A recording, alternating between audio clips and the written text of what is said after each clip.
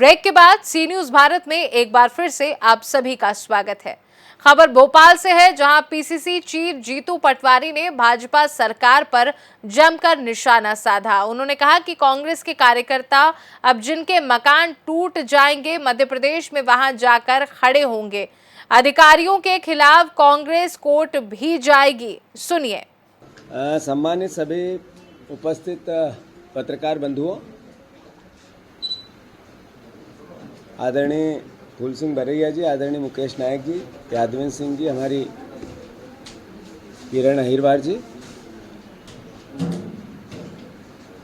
पूरे प्रदेश में भारतीय जनता पार्टी, जैसा कि सर्वविदित है कि कांग्रेस के कार्यकर्ताओं पर लगातार प्रशासन के द्वारा दमन कर रही है। जैसा कि प्रदेश में एजेंडा है, एक भिंड का कलेक्टर है, उसने मकान एक हत्या करने वाले के तोड़े, दूसरे का एक ही कानून, एक ही विचार दो अलग अलग प्रकार से प्रस्तुत किया और उसका वीडियो वायरल हुआ, जिसमें उसने कहा कि मकान उसके तोड़े जाएंगे जिससे नफरत और घृणा बढ़े। इंटेंशन उस वीडियो का आप लोगों के पब्लिक डोमेन में होगा। ये एक उदाहरण है कि प्रशासन को खुली छूट दे दी है कि आप सिर्फ दमनकारी रवैये के साथ काम करना है। किस पे? इस प्रदेश के दलितों पे, इस प्रदेश के कांग्रेस के कार्यकर्ताओं पे, इस प्रदेश के हमारे अल्पसंख्यक परिवार के साथियों पे, और साथ ही साथ अपराधियों को छूट देना है। अब आप देखो उज्जैन की घटना, एक फौजी ने दूसरे एक विकास यादव को गले में हाथ डाल के गोली मार दी। पुलिस खड़ी थी, पुलिस के सामने मार दी। ये छोटी घटना नहीं थी। ये बार बार एहसास कराता है कि 3C की ये सरकार सिर्फ कर्ज, क्राइम और करप्शन की बात करती है। लाहौर, भिंड में लगातार कांग्रेस के 3 कार्यकर्ताओं के घर तोड़े गए और अभी हमारे नेता प्रतिपक्ष गोविंद सिंह जी के मकान पर लगातार दबाव बनाया जा रहा है। ये भारतीय जनता पार्टी का चाल चरित्र और चेहरा, नफरत, घृणा और बदला, ये एक एहसास कराता है कि प्रदेश का भविष्य इनके हाथ में सुरक्षित नहीं है। प्रदेश की जनता ने बहुत अंतर मन से इनको वोट किया और ये भावना व्यक्त की कि प्रदेश अच्छा चले, परंतु लगातार वो चाहे लाडली बहना के नाम पे दिया, चाहे गैस सिलेंडर के नाम पे दिया, चाहे किसानों के समर्थन मूल्य को लेके गेहूं और धान के नाम पे वोट मिला, पर जो जिसके नाम पे वोट ले लिया, गुमराह करके, भ्रम फैला के उस पर एक शब्द की बात नहीं की और लगातार दमनकारी व्यवहार चलता जा रहा है। क्राइम, मध्य प्रदेश राजधानी है देश की। क्राइम में जो स्थिति है, जहाँ से आदरणीय मुख्यमंत्री मोहन यादव जी आते हैं, एवरेज हफ्ते में 4 हत्याएं, 3 हत्याएं होती है। ये लूट होती है, ज़मीनों के अवैध धंधे और ज़मीनों पर लगातार कब्जा, ये वहाँ का चरित्र बन गया। व्यापारी डरे हुए हैं, उज्जैन के व्यापारी डरे हुए हैं।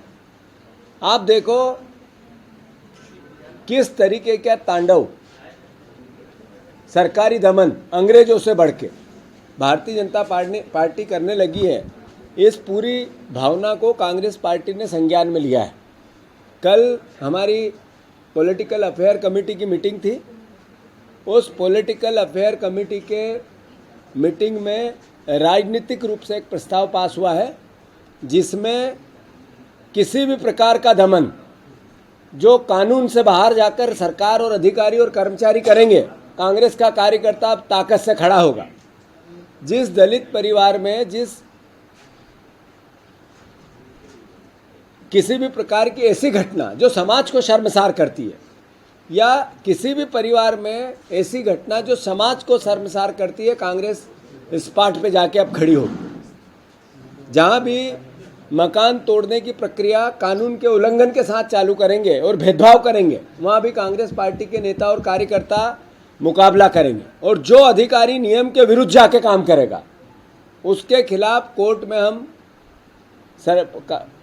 मध्य प्रदेश कांग्रेस कमेटी जाएगी।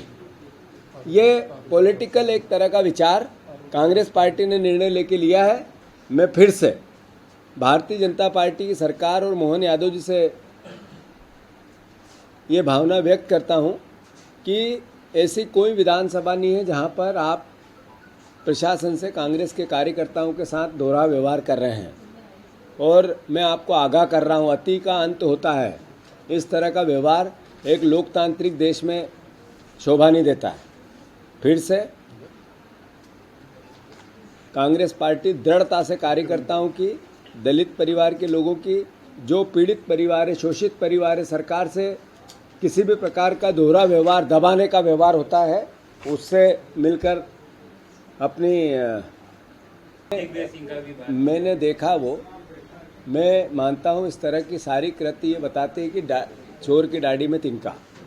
मैं बार बार ये बात कह रहा हूँ, प्रमाण सच का सबसे बड़ा प्रमाण, नरसिंह घोटाले का सबसे बड़ा प्रमाण वो 4 लाख से ज़्यादा बच्चे हैं जो रोड पे हैं, जिनको पता नहीं कि अब उनका क्या होने वाला है। सरकार ने भी नहीं बताया, कोर्ट ने भी नहीं बताया, सीबीआई ने भी नहीं बताया, वो तो छुपा हुआ नहीं है। मैं मानता हूं कि ऐसे में वो नरसिंह परिवार के बेटे बेटी जिनने बीजेपी को भी वोट दिया होगा, उनके विधायक चुने, उससे उनकी सरकार बनी, उन परिवार वालों ने जिनने बीजेपी को वोट दे के सरकार में लाया, उनके बच्चे रोड पे हैं, इससे बड़ा प्रमाण तो इससे बड़ा कोई प्रमाण तो नहीं हो सकता है। करप्शन तो किया, उसी सरकार ने किया, उसी के अंतर्गत हुआ, यही मंत्री था तब हुआ।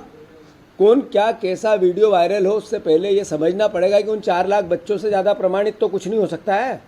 कौन करेगा न्याय उनके लिए। जहाँ तक इंदौर में भारतीय जनता पार्टी का वो नेता जो पर्यावरण के नाम पे कांग्रेस कार्यालय गए, कैलाश विजयवर्गीय जी, उन्होंने राजनीतिक पर्यावरण बिगाड़ा था वहाँ का। उन्होंने एक कैंडिडेट कांग्रेस का, उसका अपहरण किया था और उस कैंडिडेट का अपहरण करने के बाद सेल्फी ली और पूरे इंदौर की भावनाओं का अपमान किया था।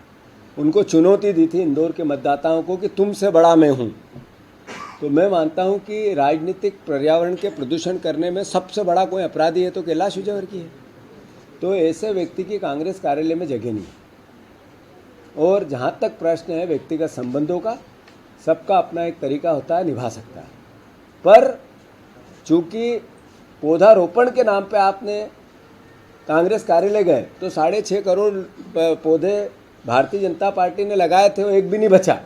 उसकी अपराध की सज़ा क्यों नहीं देंगे? वो मंत्री है, आज तक बताया प्रदेश को कि वो नर्मदा किनारे 6.5 करोड़ पौधे लगाए थे, वो हमारी सरकार थी।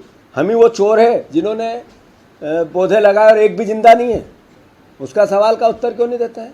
फिर उत्तर ये क्यों नहीं दिया उनने आज तक? जब हमारे कार्यकर्ताओं ने पूछा कि 55 लाख पौधे लगाएंगे, इंदौर जितना उससे डबल हो जाए तब भी 55 लाख के लिए कम पड़ जाएगी जगह पौधों के लिए। तो मतलब इवेंट करना सरकारी पैसे से।